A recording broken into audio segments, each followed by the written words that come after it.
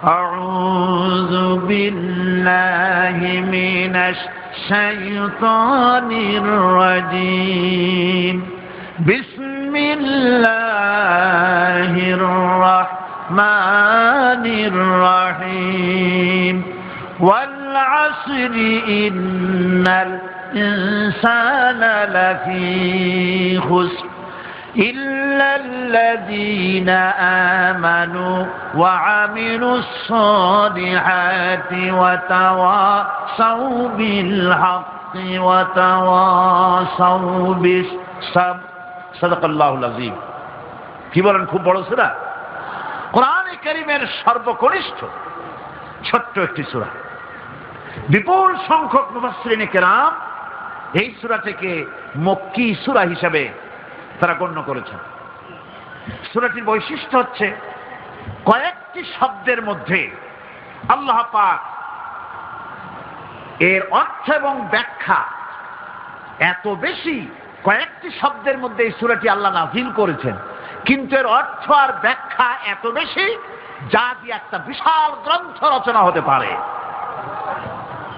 আমার তো মনে হয় যে সূরা ওয়াল আসর এটা যেন একটা ঝিনুকের মধ্যে আল্লাহ পাক আটলান্টিক মহাসাগর, প্রশান্ত মহাসাগর, সবগুলি মহাসাগর একটা ঝিনুকের মধ্যে আল্লাহ পুরি দিয়েছেন। মানুষের সাফল্য এবং কল্যাণ, তার ধ্বংস এবং সর্বনাশের পথ কোথায় তা এ কোরআন বলে দিয়েছে। সফলতা কিসে আসবে, ধ্বংস কিসে আসবে, এ কথা আল্লাহ কোরআনে বলে দিয়েছে। আমি আজকে এই সূরা বেছে নিলাম এই কারণে, আমরা চলছি ধ্বংসের দিকে। কোন দিকে যাচ্ছি বলেন না, কোন দিকে? আমার তো মনে হয় হেমিলেনের সেই বংশীবাদক যেন বাঁশি বাজিয়ে চলছে, আর গোটা জাতি তার পেছনে সমুদ্রে ডুবে মরার জন্য অগ্রসর হচ্ছে। বন্ধুগণ, আমি বলতে চাচ্ছি যে আজ আমরা সফলতা এবং ব্যর্থতা কিসে, লাভ আর ক্ষতি কিসে এটা বুঝতে পারছি না বলেই গোটা জাতির এই দুর্দিনে সূরা ওয়াল আসর এইটাই আমাদের আলোচনা করা উচিত বলে আমি মনে করি। এর মধ্যেই আল্লাহ পাক আমাদের লাভ, আমাদের ক্ষতি, আমাদের সাফল্য, আমাদের ব্যর্থতা এর মানদণ্ড নির্ণয় করে দিতে পারেন কে? কথা বোঝেন নাই? তাহলে বলেন না কে দিতে পারেন? সেই আল্লাহ রাব্বুল আলামিন, তিনি কোরআনকে দিয়েছেন, এই সূরা তিনি নাযিল করেছেন। ইমাম শাফি রাহমাতুল্লাহ আলাইহি বলেছেন, লোকেরা যদি এই ছোট্ট সূরাটি উপরে চিন্তা ভাবনা করে তাহলে একটা মানুষের জন্য এই সূরাটাই তার হেদায়েতের জন্য যথেষ্ট হয়ে যেতে পারে, আর কিছু লাগে না। এই ছোট্ট সূরাটি একটা মানুষের সম্পূর্ণ হেদায়েত হওয়ার জন্য যথেষ্ট। আল্লাহ রাব্বুল আলামিন শুরু করছেন এভাবে, ওয়াল আসরি ইন্নাল ইনসানা লাফি খুসর। ওয়াল আসর, আসরের আগে একটা অ আছে। আরবি গ্রামার অনুযায়ী এই অটা হচ্ছে ওয়াও কাসমিয়া, এটা হচ্ছে শপথ। আল্লাহ কসম করছেন। আপনারা খুব চিন্তা ভাবনা করেন, মাথা ঠান্ডা করে, কান এবং দিল, মন, মগজ সব এদিকে আপনারা গভীর মনোনিবেশ সহকারে যদি শোনেন তাহলে বুঝতে পারবেন আল্লাহ পাক শপথ করতেছেন, কসম করতেছেন। এটা কি সোজা ব্যাপার না বিরাট ব্যাপার? আমরাও তো কসম করি। কখন করি? কথাটাকে নিশ্চিত করার জন্য, দৃঢ়ভাবে বিশ্বাস করার জন্য বলি, আল্লাহর দোহাই, আল্লাহর কসম, এই বলে আমরা আমাদের কথাকে উপস্থাপন করি, অধিকতর বিশ্বাস করাবার জন্য।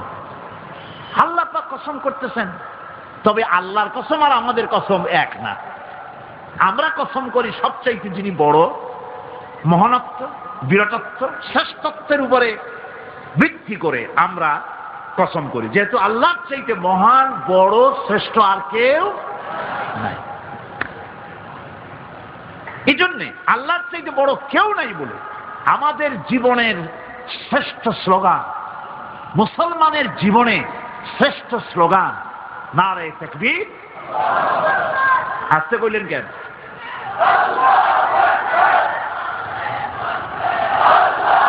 আল্লাহ হচ্ছেন বড়, তার থেকে বড় কেউ না। আমি চিন্তা করি মাঝে মধ্যে, কিছু মনে নেবেন না, আমি মাঝে মধ্যে চিন্তা করি যে সমস্ত রাজনৈতিক দলের লোকেরা মুসলমান, আর রাজনৈতিক মতপার্থক্য থাকতেই পারে, যে কোনো দল করতেই পারে, কিন্তু এমন রাজনৈতিক দল আমি কেন করব মুসলমান হয়ে যেই রাজনৈতিক দলের মিছিলে আর মিটিংয়ে আল্লাহু আকবার স্লোগান দেওয়া যাবে না?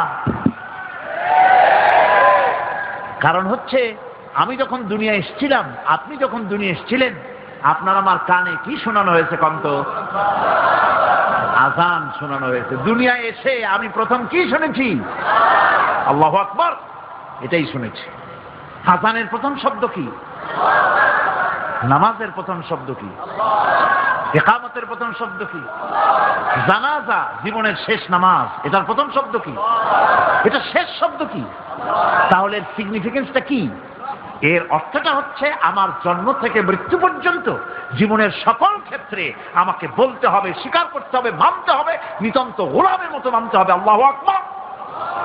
আল্লাহ চাইতে শ্রেষ্ঠ কেউ। আমরা কসম করি যেহেতু আল্লাহ বড়, তার বিরাটত্বের উপরে নির্ভর করে আমরা কসম করি, কিন্তু আল্লাহ চাইতে বড় তো কেউ নাই। উনি কসম যখন করবেন, উনি করবেন কিসের কসম? আমাদের কসম আর আল্লাহর কসম এক নয়। রব্বুল আলামিন যখন কসম করেন, তিনি তার কাছে বড়, তার চাইতে বড় কেউ নাই, শ্রেষ্ঠ কেউ নাই, মহান কেউ নাই। সেজন্য তিনি যে কসম করেন, যে কথা বলতে চান, ওই কথার সাথে, ওই বিষয়ের সাথে যার সম্পর্ক, যার সাযুজ্য আছে, সম্পৃক্ততা আছে, সিমিলারিটি আছে, তার কসম আল্লাহ পাক করেন। যেহেতু এখানে আল্লাহ রাব্বুল আলামিন মানুষের সফলতা, ব্যর্থতা, মানুষের লাভ আর ক্ষতির কথা বলবেন, সেজন্য আল্লাহ পাক মানুষের জীবনের সাথে, মানুষের সম্পর্ক রয়েছে তার জীবনের, মানুষের সাথে সম্পর্ক রয়েছে সময়ের, মানুষের সঙ্গে সম্পর্ক রয়েছে ইতিহাসের। তাই রব্বুল আলামিন বলেন, ওয়াল আসরি ইন্নাল ইনসানা লাফি খুসর। আমি কসম করি সময়ের, আমি কসম করি ইতিহাসের, আমি কসম করি জীবনের, আমি কসম করি সময়ের। যেহেতু এই জীবন আছে বলে আমরা আছি, জীবন না থাকলে আমরা বাঁচি না। ইতিহাস, ইতিহাসের কসম আল্লাহ করেন, কারণ হলো ইতিহাস মহাকালের সাক্ষী। এই মহাকালের দুষ্কৃতিকারা, তাদের দুষ্কৃতি যারা, তাদের দুষ্কৃত, তাদের দুষ্কৃত কর্ম, যা তারা যে খারাপ কাজ করেছে, সেই খারাপ কাজের ইতিহাস ধারণ করেছে। যারা সুকৃতি করেছে, তাদের সুকর্মগুলি ইতিহাস ধারণ করেছে। ইতিহাস হচ্ছে নীরব সাক্ষী। আল্লাহ বলেন, আমি ওই ইতিহাসের সাক্ষী, আমি জীবনের সাক্ষী, আমি সময়ের সাক্ষী। যেহেতু সময় কারো জন্য বসে থাকে না।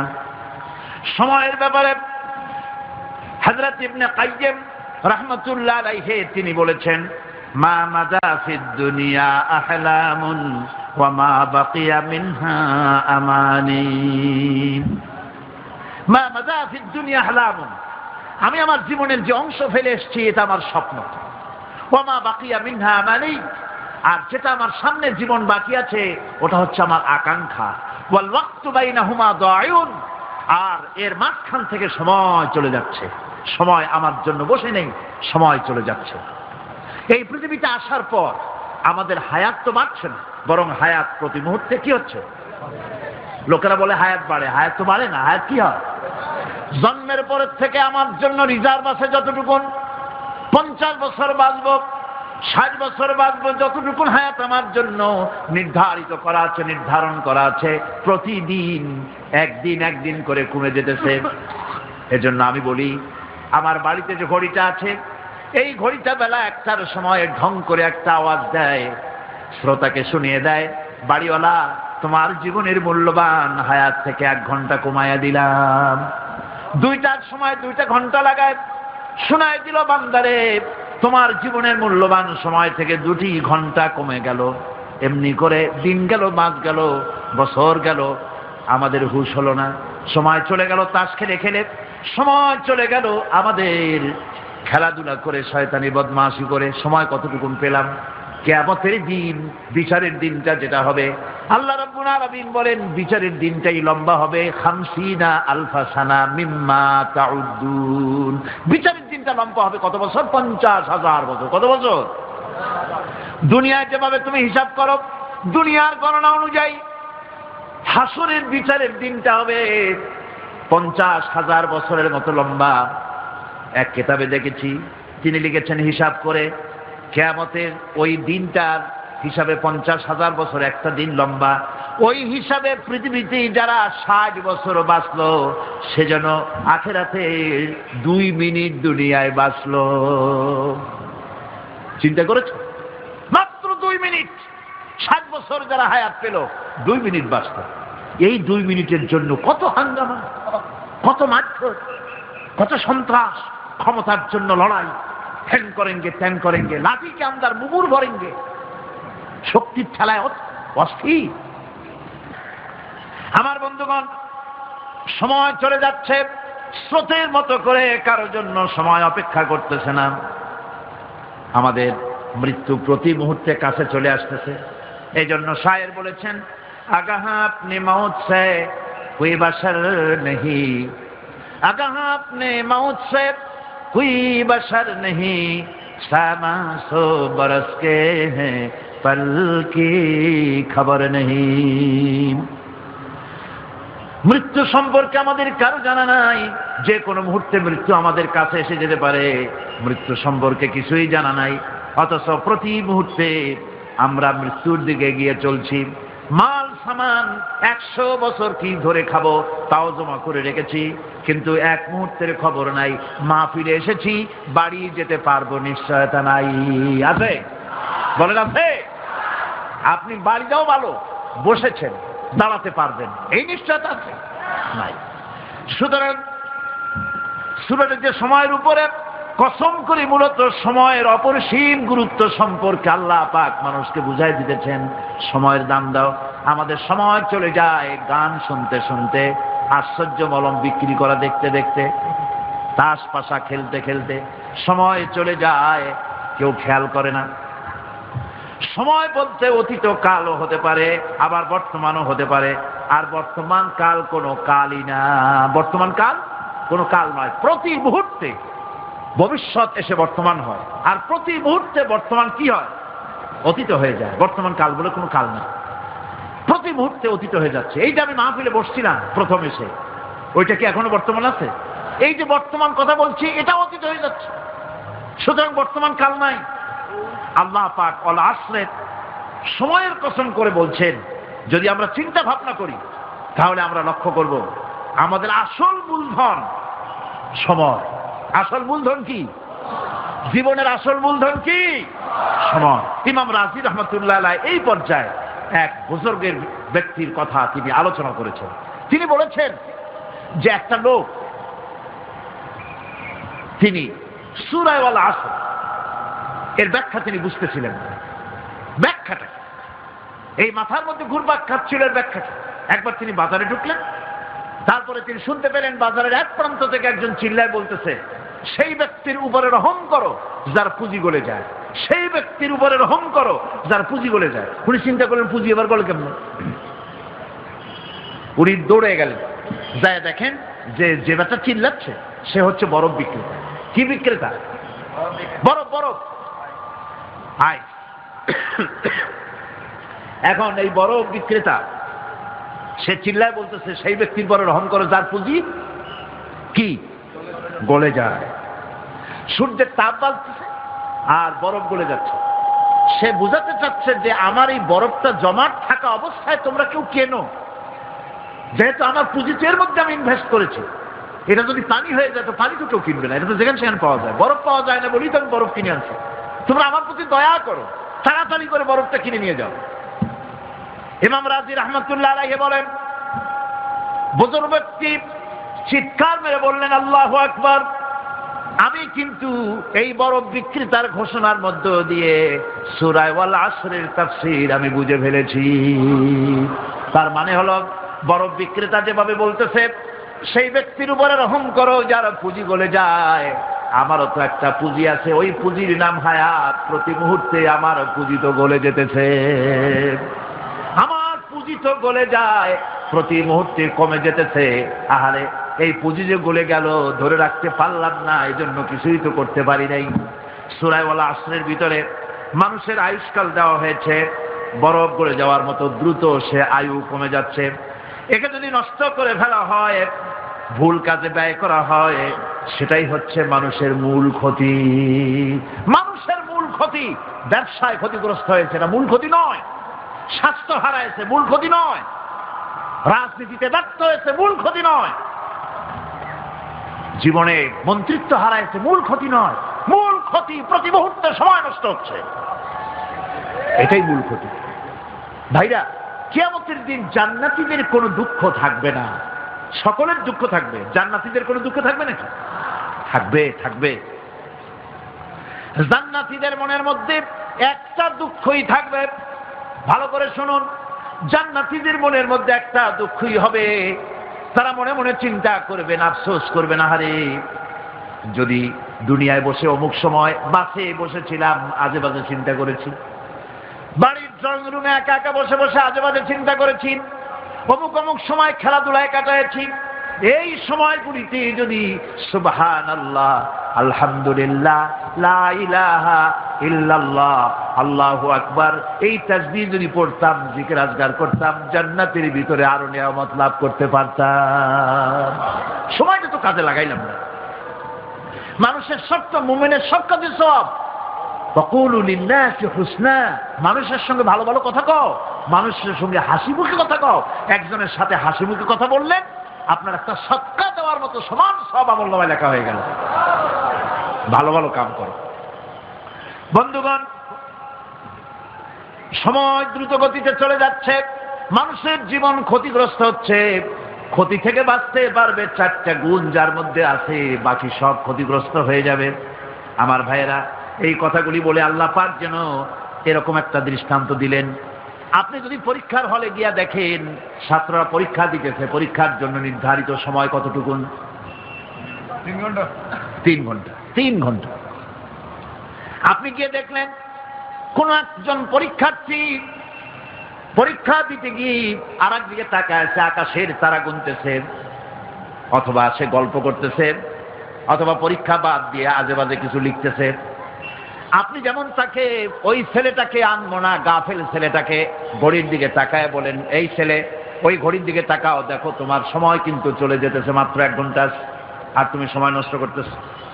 আল্লাহ যেন স্নেহ পরবশে তাম পৃথিবীর গোলামদেরকে, বান্দাদেরকে আঙ্গুল নির্দেশনা দিয়ে বলছেন, বান্দারা প্রতি মুহূর্তে তোর জীবনের মূল্যবান সময় চলে যেতেছে, প্রতি মুহূর্তে সময় যাচ্ছে। আল ইনসান, ইনসান বলতে শুধু মুসলমান না, ইনসান বলতে কি মুসলমান শুধু না, আল ইনসান মানব মণ্ডলী, বিশ্বের সমস্ত মানুষকে আল্লাহ বলছেন, হিন্দু, খ্রিস্টান, বৌদ্ধ, নাসারা, ইহুদি, মজুসি, মুসলমান, বিশ্বের সব মানুষকে আল্লাহ বলছেন। যেহেতু আল্লাহ স্রষ্টা, মানুষের ব্যাপারে সার্বিক কল্যাণময় কথা কে বলতে পারেন? কে বলতে পারেন? সে আল্লাহ রাব্বুল আলামিন বলছেন, সময় চলে যাচ্ছে, ও পৃথিবীর মানুষেরা। এই মানুষ বলতে আল্লাহ রাব্বুল আলামিন কোন ব্যক্তি, কোন গোষ্ঠী, কোন জাতিকে বলেন নাই, বলেছেন সমগ্র মানবতাকে। এর অর্থ হচ্ছে সূরাটিতে উল্লেখ্য 4টি গুণ যদি আমল করতে পারে লোকেরা, যেই ব্যক্তি করবে, যেই সমাজ করবে, যেই রাষ্ট্র করবে, যেই গোষ্ঠী করবে, যেই জাতি করবে, তারাই ক্ষতি থেকে বেঁচে যাবে। আর যারা করবে না, তারা ক্ষতিগ্রস্ত হবে। কি হবে বলুন? এখন আল্লাহ পাকের কথা শুনুন। আল্লাহ পাক বলছেন, ওয়াল আসরি ইন্নাল ইনসানা লাফি খুসর। খুসরিন, এই যে খুসর, খাসারা, এই শব্দটা হচ্ছে আবিধানিক অর্থে ক্ষতি হচ্ছে লাভের বিপরীত। লাভের বিপরীত কি? ক্ষতি। নাফা, এই নাফার বিপরীত কি? নোকসান। খাসারাটা কি? নোকসান বলা হয় পুঁজি 50,000 খাটাইছিলাম, লাভ করতে পারি নাই, পুঁজি ঠিক আছে, এটাকে বলা হয় নোকসান। এটাকে কি বলা হয়? নোকসান। কিন্তু আমি পুঁজি খাটিয়েছিলাম 50,000 টাকা, লাভ তো হয়ই নাই, পুঁজিও চলে গেছে, আমও গেছে, ছালাও গেছে, আমও নাই, ছালাও নাই। এইটারে আরবিতে কি বলা হয়? খাসার, দেউলিয়া। দেউলিয়া হয়ে গেছে। দেউলিয়াটা বোঝেন ভালো আপনারা, দেউলিয়া হয়ে গেছে। কোরআন লাভ বা সাফল্যের ধারণা না যেমন নিছক পার্থিব নয়, সমৃদ্ধির কথা শুধু পার্থিব নয়, জন্ম থেকে শুরু করে মৃত্যু পর্যন্ত।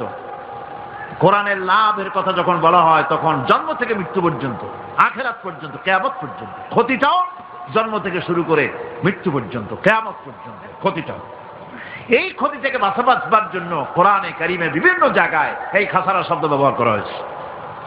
আল্লাহ রাব্বুল আলামিন বলছেন, ওয়ামান খাফফাত মাওয়াজিনুহু ফাউলাইকাল্লাযীনা খাসিরু আনফুসাহুম বিমা কানু বিআয়াতিনা ইয়াযলিমুন।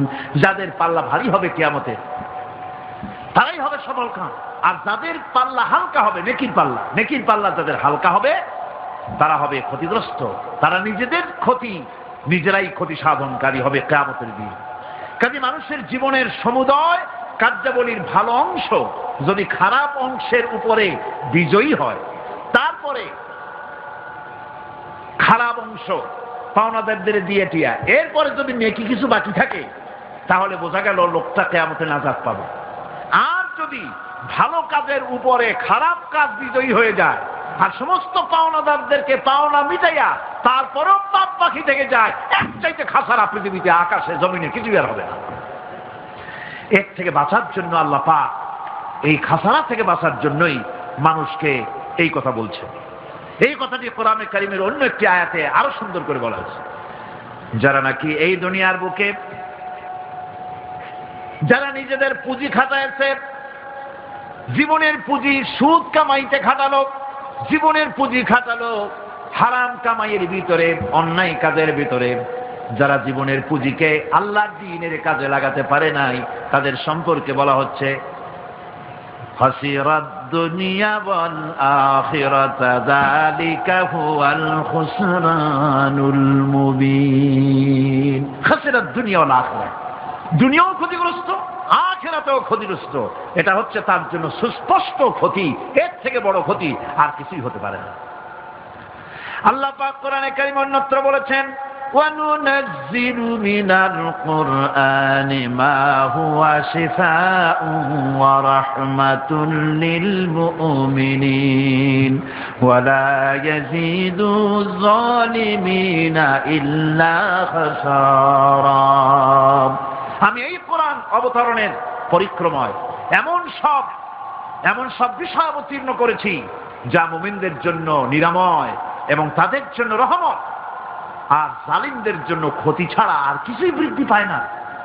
জালিমদের জন্য ক্ষতি বৃদ্ধি পায়, আর যারা মুমিন তাদের জন্য এর মধ্যে নিরাময় আছে, এর মধ্যে রহমত আছে। অর্থাৎ যারা এই কোরআনকে যারা নিজেদের আইনের কিতাব হিসাবে গ্রহণ করেছে, কোরআনকে তাবিজের কিতাব হিসাবে নয়, ধর্মীয় কিতাব হিসাবে নয়, কোরআন সংবিধান। কোরআন কি? কোরআনকে যারা সংবিধান হিসাবে মেনে নিয়েছে, কোরআনকে যারা সংবিধান হিসাবে গ্রহণ করলো, ব্যক্তি, পরিবার, সমাজ, রাষ্ট্রে, তাদের যাবতীয় মানসিক, বুদ্ধিবৃত্তিক, নৈতিক, তামাদ্দুনিক রোগের নিরাময় হবে, এর দ্বারা শান্তি হবে। কিন্তু যেসব জালিম এই কোরআনকে প্রত্যাখ্যান করেছি, কোরআনকে যারা মৌলবাদীদের কিতাব বলে, কোরআনের কথা বললে মৌলবাদ বলে গাল দেয়, তারা তাদের কপালকে পোড়াইয়া ছাই বানাইয়া দিছে, তাদের কপাল ভস্মীভূত করে দিয়েছে। আমার দেশে, এই দেশটা কি মুসলমান বেশি না অন্য জাতি বেশি? কোন জোরে কোন? মুসলমান সবচেয়ে। খুব লক্ষ্য করে শোনেন, এই দেশে সবচেয়ে মুসলমান বেশি, ইন্দোনেশিয়ার পরে। পৃথিবীর দ্বিতীয় বৃহত্তম মুসলিম দেশ হলো কোনটা? বাংলাদেশ। এই দেশে ইসলামরে যত গালি দেওয়া হয়েছে, কোরআনকে যত গালি দেওয়া হয়েছে, আলেমদেরকে যত গালি দেওয়া হয়েছে, রাসূলুল্লাহকে যত গালি দেওয়া হয়েছে, ইসলামী আদর্শকে যত গালি দেওয়া হয়েছে, পৃথিবীতে কোন দেশে এইভাবে ইসলামকে গালি দেওয়া কোথাও হয় না। এমনকি আমেরিকার মতো দেশে, ইংল্যান্ডের মতো দেশেও কোরআনের বিরুদ্ধে এত কথা কেউ বলতে সাহস পাবে না, ইসলামের বিরুদ্ধে কথা বলতে সাহস পাবে না, যেহেতু মুসলমানেরা সেখানে পাল্টা আক্রমণ করবে। আজ আমার দেশে মুসলমানের ঘরের সন্তান হইয়া ইসলামের বিরুদ্ধে তারা বক্তব্য রাখে। মৌলবাদ জিকির উঠে গেছে। আমেরিকার প্রেসিডেন্টরা যখন শপথ নেন, প্রেসিডেন্ট হিসাবে ওথ নেন, বাইবেলের উপরে হাত রাখেন, আর বলেন এই মহাগ্রন্থকে স্পর্শ করে শপথ নিচ্ছি, আমি আমার চিন্তা চেতনা, আমার মেধা, আমার প্রজ্ঞা সবটা আমার জাতি, আমার দেশকে উন্নয়নের জন্য, এর সমৃদ্ধির জন্য, এর সংরক্ষণের জন্য আমি আমার জীবনকে উৎসর্গ করব। বাইবেলের উপরে স্পর্শ করে এই শপথ তারা নেন। আমার দেশের প্রেসিডেন্ট, প্রধানমন্ত্রী শপথ নেওয়ার সময় কোরআন শরীফের উপরে হাত রাখে যদি, তাহলে বলা হবে বেচারা মৌলবাদী হয়ে গেছে। এটা করা যাবে না। আর যদি কেউ করে সামান্য কিছু, কোরআন না, যদি তসবিহ নিয়েও আসে, তাহলে বুঝতে হবে জাতির সাথে একটা প্রতারণা ছাড়া কিছুই নেই। কাজেই ধর্মের প্রতি আকর্ষণ একটা ভিন্ন জিনিস, সেই জিনিসকে ছেড়ে যারা দেয় তারাই ক্ষতিগ্রস্ত হয়, আর যারা ধরে রাখে তারা দুনিয়ায় ক্ষতিগ্রস্ত হয় না। আল্লাহ পাক এখানে রাসূল করিম সাল্লাল্লাহু আলাইহি ওয়াসাল্লামের একটি হাদিস প্রণিধানযোগ্য কোরআনের ব্যাপারে। হুজুর বলেছেন, আল কোরআন হুজ্জাতুন লাকা ওয়া আলাইকা। এই কোরআন হয় তোমার পক্ষের সাক্ষী, না হয় এই কোরআন তোমার বিপক্ষের সাক্ষী। কিয়ামতে এই কোরআন হয় তোমার পক্ষে কাজ করবে, নতুবা এই কোরআন তোমার বিপক্ষে কাজ করবে। দুই অবস্থা থেকে খালি হবে না। হয় কোরআন তোমার পক্ষে সাক্ষী দেবে, না হয় আমরা কি চাই? কিয়ামতে কি চাই? বলেন কি চাই? কোরআনের পক্ষে যদি আমরা সাক্ষী চাই, তাহলে এই কোরআনের পক্ষে আমাদেরকে কাজ করতে হবে। এছাড়া আমাদের নাজাতের কোনো পথ নাই। আমাদের মুক্তির পথ হচ্ছে কোরআন কেন্দ্রিক, রাসূলুল্লাহ হাদিস কেন্দ্রিক। এর বাইরে আমাদের সমস্ত পুঁজি নষ্ট হয়ে যাবে। আমাদেরকে পৃথিবীতে টিকে থাকতে হলে কোরআনের উপরে ভিত্তি করে আমাদেরকে বাঁচতে হবে, টিকতে হবে। কোরআনে কারিমে আল্লাহ রাব্বুল আলামিন অন্যত্র বলেছেন, কুল ইন্নাল খাসিরিনাল্লাযীনা খাসিরু আনফুসাহুম ওয়া আহলিহিম ইয়াওমাল কিয়ামাহ আলা যালিকা হুয়াল খুসরানুল মুবিন। বলো, প্রকৃত দেউলিয়া তারাই যারা কিয়ামতের দিন নিজেকে, নিজের পরিবার পরিবর্গকে এই ক্ষতির দিকে যারা ঠেলে দেবে। ভালো করে শুনে নাও, এটি হচ্ছে সুস্পষ্ট ক্ষতি, সুস্পষ্ট দেউলিয়াপনা। এই ক্ষতি থেকে বাঁচার জন্য আল্লাহ রাব্বুল আলামিন কোরআনে কারীমের মধ্যে বলেছেন, ওয়াল আসরি ইন্নাল ইনসানা লাফি খুস। পড়েন সবাই, ওয়াল আসরি ইন্নাল ইনসানা লাফি খুস। মানুষের, সমগ্র মানুষের জীবন ক্ষতিগ্রস্ত। কে বলতেছেন? গা শিউরে ওঠার কথা না? গা শিউরে ওঠে। আল্লাহ বলতেছেন ক্ষতিগ্রস্ত, ব্যর্থ। আপনি যতই মনে করেন আপনার মিল আছে, কল আছে, কারখানা আছে, মন্ত্রী, টাকা পয়সা আছে, প্রেসিডেন্ট হয়েছেন, প্রধানমন্ত্রী হয়েছেন, আপনার জীবন সফল হয়েছে, আল্লাহ বলেন না, জীবন ব্যর্থ, জীবন বিফল, জীবন ক্ষতিগ্রস্ত। তাম পৃথিবীর সমস্ত মানুষ ক্ষতিগ্রস্ত, ব্যর্থ। 4টা কাজ করলে সফল হবে। কয়টা কাজ? জোরে বলেন, কয়টা কাজ? ইল্লাল্লাযীনা আমানু ওয়া আমিলুস সালিহাতি ওয়া তাওয়াসাউ বিল হাক্কি ওয়া তাওয়াসাউ বিস সাবর। 4টা কাজ করলে জীবন হবে সফল। এই ব্যর্থতা থেকে, এই ক্ষতি থেকে যদি বাঁচতে চাই কিনা? কারা কারা চাই? দেখাই তো হাত। কারা কারা চাই? ক্ষতির হাত থেকে বাঁচতে চাই কারা? আলহামদুলিল্লাহ, হাত নামা। ক্ষতির হাত থেকে যারা বাঁচতে চান, আল্লাহ রাব্বুল আলামিন তাদের জন্য ফর্মুলা পেশ করেছেন, ইল্লাল্লাযীনা আমানু ওয়া আমিলুস সালিহাতি ওয়া তাওয়াসাউ বিল হাক্কি ওয়া তাওয়াসাউ বিস সাবর। আল্লাহ পাক বলেন 4টি কাজ করলে জীবন সফল হয়ে যাবে। কয়টা কাজ? 4টা কাজ করলে জীবনটা সফল হয়ে যাবে। 1 নম্বরে ঈমান। 1 নম্বরে কি? ঈমান। এটাই হচ্ছে ফাউন্ডেশন। ক্ষতি থেকে বাঁচার জন্য প্রথম যে গুণটি, সেটির নাম হচ্ছে ঈমান। ইসলামে ঈমানের স্থান সর্বপ্রথম, তারপরই হচ্ছে ইসলাম। ঈমান আগে, তারপরে কি? ইসলাম। ইসলাম হচ্ছে বীজ, ঈমান হচ্ছে বীজ, আর ইসলাম হচ্ছে চারা, গাছ। এটা হচ্ছে ভিত্তি। এই ভিত্তিকে সর্বপ্রথম মজবুত করতে হবে, ঈমানের ভিত্তি। ঈমানের ভিত্তি দুনিয়ায় ঈমানের আহ্বান জানাবার জন্যই আল্লাহ রাব্বুল আলামিন সমস্ত নবী এবং রাসূলদেরকে পৃথিবীতে পাঠিয়েছেন ঈমানের আহ্বানের জন্য। দুনিয়ার সমস্ত নবীদের দাওয়াত ছিল ঈমানের দাওয়াত। কিসের দাওয়াত? এই ঈমানের দাবিটা আসছে, দাওয়াতটা এসেছে আল্লাহর কাছ থেকে। কার কাছ থেকে? দেখুন, পৃথিবীর ভিতরে কোন নবীদের কথার সাথে আরেকজন নবীর কথার কোনো বৈপরীত্য হয় নাই। সমস্ত নবীদের কথা একরকম ছিল। কয় রকম? একজন নবীর সঙ্গে তার বক্তব্যের সাথে আরেকজন নবীর বক্তব্যের কোনো গুণগত মৌলিক কোনো পার্থক্য ঘটে নাই, অসঙ্গতি হয় নাই।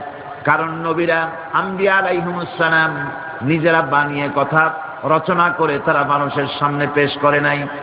সমস্ত নবীদের কাছে যত দাওয়াত এসেছে একটা অফিস থেকে এসেছে। সে অফিসটা হচ্ছে কার? আল্লাহ রাব্বুল আলামিনের। তাই দুনিয়ার সমস্ত পয়গম্বরদের দাওয়াত ছিল না ইলাহা ইল্লাল্লাহ, লা ইলাহা ইল্লাল্লাহ, লা ইলাহা, লা ইলাহা ইল্লাল্লাহু মুহাম্মাদুর রাসূলুল্লাহ। এটাই ছিল সমস্ত নবীদের দাওয়াত। কোরআনে কারীম তার ধারক এবং বাহক সম্পর্কে বলে যে তিনি যে দাওয়াত দিয়েছেন সে দাওয়াতটা হলো ঈমানের দাওয়াত। আমাদের নবী তিনি এসে যে দাওয়াত দিয়েছেন সে দাওয়াতটা কিসের? কোরআনে কারীম বলছি, ربنا إننا سمعنا مناديا ينادي للإيمان। হে আমাদের রব, নিশ্চয়ই আমরা এমন একজন আহ্বায়কের আহ্বান শুনেছি যিনি আমাদেরকে ঈমানের দাওয়াত দিয়েছেন। এমন কোন পয়গম্বর নাই দুনিয়ায় যিনি ঈমানের দাওয়াত দেন নাই। সকলেই ঈমানের দাওয়াত মানুষের সামনে, বিশ্ববাসীর সামনে পেশ করেছেন। কোরআনে হাকিম স্পষ্ট একটা সীমারেখা দুনিয়ার মানুষের সামনে পেশ করে পৃথিবীর মানুষগুলিকে দুটি শ্রেণীতে বিভক্ত করে দিয়েছে। একটি হচ্ছে ঈমান পোষণকারী, আর একটি হচ্ছে অবিশ্বাসী। একটা ঈমান পোষণকারী আর একটা অবিশ্বাসী। ঈমান পোষণকারীরা সত্যশ্রয়ী, তারা হচ্ছে জ্ঞান এবং নূরের সম্পদে সমৃদ্ধ। আর দ্বিতীয় দলটি হচ্ছে কাফের, জালিম, মূর্খ। তারা হেদায়েতের রাস্তা তাদের জন্য অবরুদ্ধ। কোরআনে কারীম এই দুইটি দল সম্পর্কে উল্লেখ করতেছেন, মাসালুল ফারিকাইনি কাল আ'মা ওয়াল আসাম্মি ওয়াল বাসীরি ওয়াস সামিঈ হাল ইয়াস্তাবিয়ানি মাসালান আফালা। কোরআন শরীফ বলছে, হাল ইয়াস্তাবিয়ানি মাসালান আফালা তাযাক্কারুন। দুইটি শ্রেণীতে আল্লাহ পাক ভাগ করে দিয়েছেন। একটা শ্রেণী হচ্ছে অন্ধ, বোবা, বধির। আরেকটি যারা শুনতে পায়, চোখে দেখতে পায়। এই দুটি কখনো এক নয়, সমান নয়। এ দুটির রাস্তা আলাদা। কাফেরের রাস্তা আর ইমানদারদের রাস্তা সম্পূর্ণ ভিন্ন।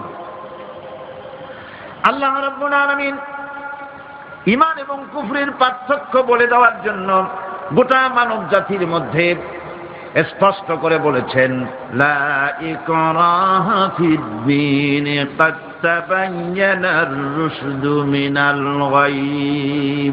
দ্বীনের ব্যাপারে জোর জবরদস্তি নেই। এখানে হেদায়েতের পথ এবং গোমরাহি, হেদায়েতকে গোমরাহির পথ থেকে সম্পূর্ণ আলাদা করে দেওয়া হয়েছে। লা ইকরাহা ফিদ-দীন, দ্বীনের ব্যাপারে কোনো জোর জবরদস্তি নেই। যারা ধর্মনিরপেক্ষবাদী তারা এই আয়াতটাকে নিজেদের মতবাদকে প্রতিষ্ঠার লক্ষ্যে অনেক সময় কাজে লাগায়। দুটি আয়াতকে তারা বেশি ব্যবহার করে। একটা হচ্ছে লাকুম দীনুকুম ওয়ালিয়া দীন, আর একটা হচ্ছে লা ইকরাহা ফিদ্দিন। এই দুইটি আয়াতকে ধর্ম নিরপেক্ষবাদীরা ব্যবহার করে। এই দুটির কোনটি তাদের আদর্শকে বোঝাবার লক্ষ্যে ব্যবহারের কোনো সুযোগ নাই। লা ইকরাহা ফিদ্দিন, ধর্মের ব্যাপারে কোনো বাড়াবাড়ি নাই, জোর জবরদস্তি নাই। এ কথা বলা হয়েছে এই কারণে যে কোন বিধর্মীকে, অমুসলিমকে ভয় দেখিয়ে, লোভ দেখিয়ে অথবা কোন ক্রমে কোন প্রকার চাপ সৃষ্টি করে তাকে মুসলমান বানানো যাবে না। এমনকি সূরা তওবার মধ্যে এসেছে, যুদ্ধ চলাকালীন সময়, জিহাদ চলাকালীন সময় কোন অমুসলিম যদি ইসলাম জানার জন্য তোমাদের তাঁবুতে আসে, তাহলে তুমি তাকে ইসলাম বুঝাও। ইসলাম শোনার পরে যদি মেনে নেয় ভালো কথা, আর যদি না মানে তাকে তার তাঁবু পর্যন্ত ফিরে যেতে দাও। মাঝপথে তাকে আক্রমণ করা যাবে না। ধর্মের ব্যাপারে কোনো বাড়াবাড়ি নাই। লা ইকরাহা ফিদ্দিন, এর দ্বারা ধর্ম নিরপেক্ষতার কোনো কথা বোঝানো হয়নি। আর লাকুম দীনুকুম ওয়ালিয়া দীন, এটা ছিল কাফেরদের সেই বক্তব্যের প্রেক্ষিতে যেখানে কাফেরেরা বলেছিল মুহাম্মদ সাল্লাল্লাহু আলাইহি ওয়াসাল্লাম, আসুন আমরা এক কাজ করি, সেটা হলো ধর্ম নিয়ে আমাদের মধ্যে যে বাকবিতণ্ডা হচ্ছে, আমরা ধর্মকে 50-50 ভাগ করে দিই। কিছুদিন আমরা গিয়া আপনার আল্লাহরে সেজদা দেই, আর কিছুদিন আপনারা আমাদের মূর্তিগুলিকে প্রণাম করুন। এই প্রস্তাব যখন রাখল, আল্লাহ রাব্বুল আলামিন সূরা কাফিরুন অবতীর্ণ করে দিলেন, কুল ইয়া আইয়ুহাল কাফিরুন লা আ'বুদু মা তা'বুদুন। হে কাফেরেরা, হে অবিশ্বাসীরা, নবী আপনি বলুন, হে অবিশ্বাসীরা, তোমরা যার ইবাদত করো আমরা তার ইবাদত করি না, আবার আমরা যার ইবাদত করি তোমরাও তার ইবাদত করো না। সুতরাং লাকুম দীনুকুম ওয়ালিয়া দীন, সুতরাং তোমাদের দিন তোমাদের জন্য, আমাদের দিন আমাদের জন্য। এখানে নিরপেক্ষতার কথা বলা হয় না, এখানে পক্ষের কথা বলা হয়েছে। কিসের পক্ষ? ধর্মের পক্ষ। কিসের পক্ষ? হিন্দু, খ্রিস্টান, বৌদ্ধ, তোমরা তোমাদের ধর্মের পক্ষে থাকো। মুসলমান, তোমরা তোমাদের ধর্মের পক্ষে থাকো। ধর্মের ব্যাপারে নিরপেক্ষ হওয়ার কোনো সুযোগ নাই। আছে নাকি সুযোগ? আমি পার্লামেন্টে বলেছি এই কথা, যে একটা ধর্মের উপরে বিশ্বাস করে নিজেকে একটা ধর্মের পক্ষের ব্যক্তি হিসাবে ঘোষণা করে কেউ বলছে, দাবি করছে আমি হিন্দু, কেউ বলছে আমি বৌদ্ধ, কেউ বলছে আমি খ্রিস্টান, কেউ বলছে আমি মুসলমান।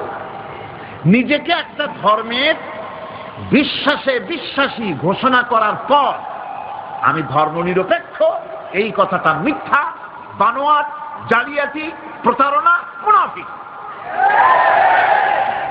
কোন ধর্মের অনুসারী ব্যক্তি ধর্মনিরপেক্ষ হতে পারে না। কেবলমাত্র নাস্তিক, যারা আল্লাহরে মানে না, আল্লাহকে স্বীকার করে না, ওরা বলতে পারে আমরা ধর্মনিরপেক্ষ, ধর্মের ব্যাপারে আমরা নিরপেক্ষ, গুলো মানি না, বিশ্বাস করি না। কিন্তু যারা ধর্মে মানে, সেদের যে ধর্মেরই হোক না কেন, সে ব্যক্তি ধর্মনিরপেক্ষ যদি দাবি করে, এটা মিথ্যে কথা, এটা মুনাফিকি ছাড়া কিছু হতে পারে না। মুসলমানকে, যে কোনো জাতিকে যে ধর্মে আছে ধর্মের পক্ষে থাকায় কথাই বলা হচ্ছে। এখন আমি বলতেছিলাম ইমানের কথা। ইমান আগে আনতে হবে। ইমান সম্পর্কে আল্লাহ রাব্বুল আলামিন বলতেছেন, ইমান হলো আগে, তারপরে ইসলাম। আবার ইমান আনার আগে আবার কুফরি একটা শব্দ আছে, সেটা হলো ফামান ইয়াকফুর বিত-তাগুতি ওয়া ইউমিন বিল্লাহি ফাকাদ ইসতামসাকা বিল উরওয়াতিল উসকা লা ইনফিসামা লাহা ওয়াল্লাহু সামিউন আলীম।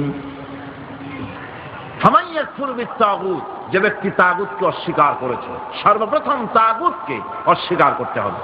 ওয়া ইউমিন বিল্লাহ, আর এরপরে আল্লাহর উপরে যে ঈমান আনলো, ফাকাদ ইসতামসাকা বিল উরওয়াতিল উসকা, সে এমন এক শক্ত অবলম্বন ধারণ করলো যা তাকে কোনো কিছুই বিচ্ছিন্ন করবে না, ধ্বংস করে দেবে না। সুবহানাল্লাহ। এখন সত্যিকারের ঈমানদারের পরিচয়টা কি?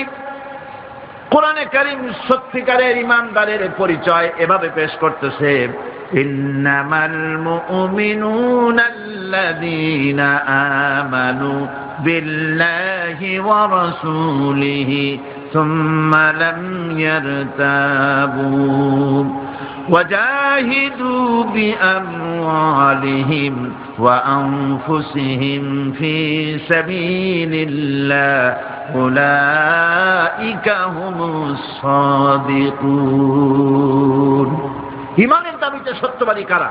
ইন্নামাল মুমিনুনা আল্লাযীনা আমানু বিল্লাহি ওয়া রাসূলিহি, সত্যিকারের মুমিন তো তারা যারা নাকি ঈমান এনেছে আল্লাহর উপর এবং রাসূলের উপরে। এই ঈমান আনার পর সুম্মা লাম ইয়ারতাবু, এরপরে কোন সন্দেহে সে নিপতিত হয় নাই, কোন সন্দেহ তার মনের মধ্যে জায়গা পায় নাই, আর সে আল্লাহর রাস্তায় জিহাদ করেছে মাল দিয়ে, জান দিয়ে। উলাইকা হুমুস সাদিকুন, এরাই হলো ঈমানের দাবিতে সত্যবাদী। সুম্মা লাম ইয়ারতাবু, অথবা এক বিন্দু সন্দেহ মনের মধ্যে জায়গা দেয় নাই, অর্থাৎ ঈমান আনছি কার উপরে? আল্লাহর উপরে। কার উপরে? আর তার রাসূলের উপরে। আল্লাহ এবং রাসূলের উপরে ঈমান আনার পর যারা আল্লাহ এবং রাসূলের বিধান জীবনের সকল ক্ষেত্রে মানতে পারে নাই, তারাই সন্দেহে নিপতিত হয়েছে। কথা বুঝতে পেরেছেন? তাদের সন্দেহ এই কোরআন মানুষের জীবন, তার সম্পদ, তার রাজনীতি, তার অর্থনীতি পরিচালনা করতে পারে না। সেই জন্য ধর্মের ব্যাপারে কোরআন মানি, ধর্মের ব্যাপারে নামাজ আর রোজা মানি, কিন্তু রাজনীতিতে ধর্ম মানি না। এটাই হলো সন্দেহ। এটাই কি? সন্দেহ, অবিশ্বাস। জীবনকে তারা দুইটা ভাগ করেছে, এক ভাগ রাজনীতির জন্য আর এক ভাগ কিসের জন্য? ধর্মের জন্য। জীবনকে ভাবে দুইটা ভাগ করার কোন অধিকার দেওয়া হয় নাই। যারাই মুখে উচ্চারণ করেছে লা ইলাহা ইল্লাল্লাহু মুহাম্মাদুর রাসূলুল্লাহ, জোরে সোরে বলেন লা ইলাহা ইল্লাল্লাহু মুহাম্মাদুর রাসূলুল্লাহ। যারা জীবনকে, যারা নাকি ঈমান এনেছে, কালেমা বিশ্বাস করেছে, আল্লাহ এবং রাসূলের প্রতি ঈমান এনেছে, জীবনকে দুইটা ভাগ করার কোনো অধিকার নাই। যার কথা মতো নামাজ পড়ব, তার কথা মতোই রাজনীতি করব। যার কথা মতো হজ করব, যাকাত দিব, তার কথা মতো পার্লামেন্ট চালাবো। যার কথা মতো হজ করব, যাকাত দিব, সেজদা দিব, তার কথা মতোই বঙ্গভবন আর সেক্রেটারিয়েট চালাবো। যাকে মানি, যে আল্লাহরে সেজদা করি সারা জীবন, যে রাসূলকে মানি আমার নেতা হিসেবে, রাসূল হিসেবে, সে আল্লাহ এবং রাসূলের হুকুম অনুযায়ী আমার কোর্ট কাছারি, আদালত, শিক্ষাঙ্গন চালাবো।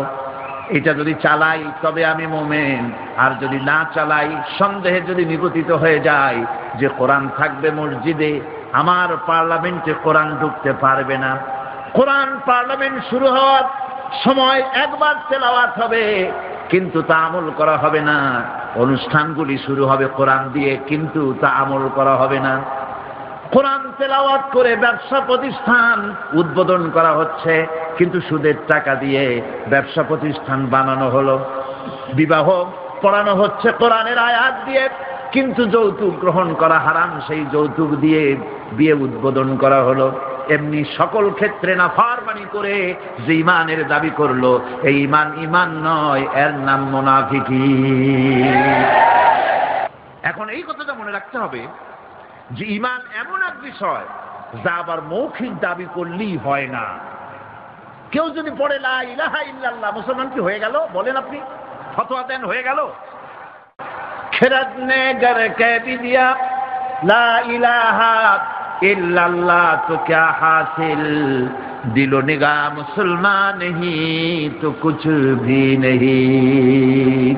खिरद ने गर कह भी दिया ला इलाहा इल्लल्लाह, মুখে আসলো আর স্বতঃস্ফূর্তভাবে বলে ফেললো লা ইলাহা ইল্লাল্লাহ, তো क्या हासिल, এতে কিছু এর দ্বারা কোনো উপকার হলো না।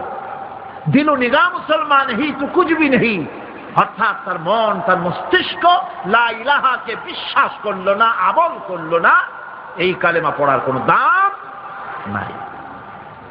এবার আল্লাহর ভাষায় শুনুন, আল্লাহ রাব্বুল আলামিন বলেন وَمِنَ النَّاسِ مَن يَقُولُ آمَنَّا بِاللَّهِ وَبِالْيَوْمِ الْآخِرِ وَمَا هُمْ بِمُؤْمِنِينَ। আল্লাহ রাব্বুল আলামিন বলছেন, লোকেদের মধ্যে এমন অনেক লোক আছে যারা মুখে বলে আল্লাহর উপর ঈমান এনেছি, পরকালকে বিশ্বাস করেছি। আল্লাহ বলেন ওমা হুম বিমুমিনিন, এরা মুমিন না। আল্লাহ কি বলছেন খুব লক্ষ্য করেন। একদিকে মুসলমান হইতে হলে বিশ্বাস করতে হবে কি আল্লাহর পরকাল, রাসূলের উপর ঈমান, এগুলো করতে হবে।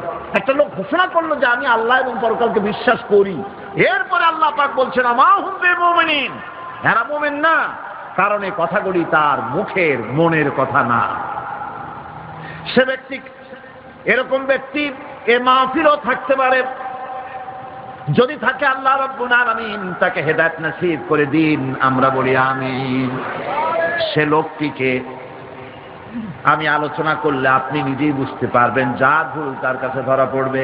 আয়নার সামনে দাঁড়ালে পরে আয়না সব বলে দেয়, ঠিক কি না?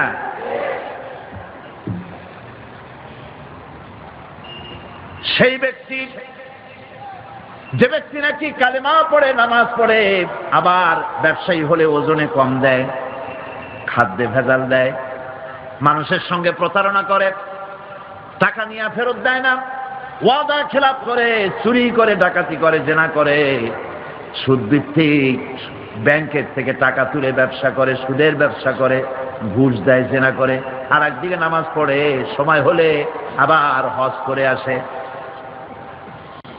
এই ধরনের মানুষগুলি ইহরামের কাপড় পরে